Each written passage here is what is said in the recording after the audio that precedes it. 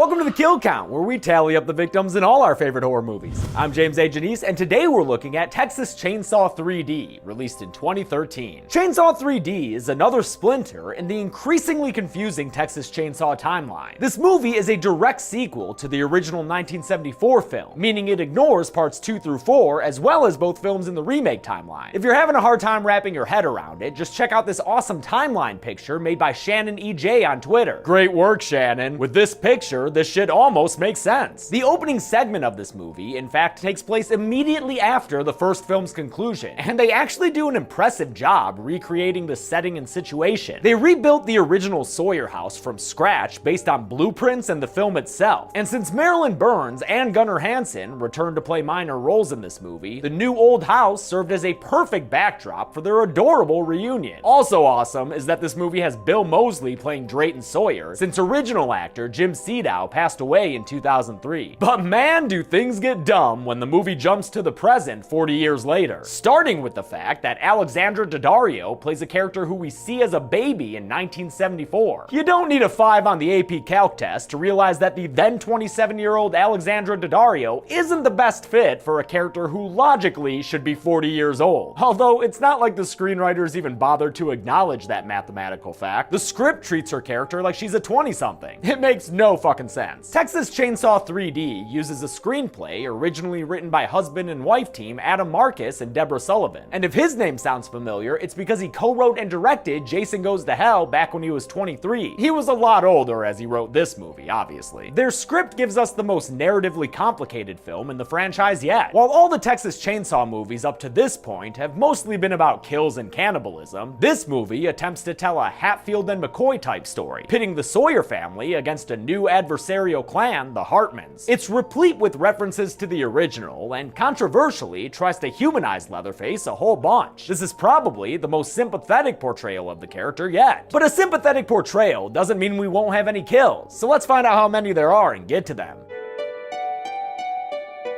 The movie begins with opening credits that use stylized footage from the original to reorient the audience. Also, nice trick using Bill Moseley to recreate that memorable shot of Jim Seedow jumping around. It almost had me for a second. While Moseley has always been able to do a great Jim Seedow impression, "You gotta run for that money now, chase that dollar, gotta go fast to catch it," he described himself playing Drayton as Moe playing Curly in a Three Stooges remake. I think he's selling himself short. He can still do an excellent Seedow. "Look what your brother did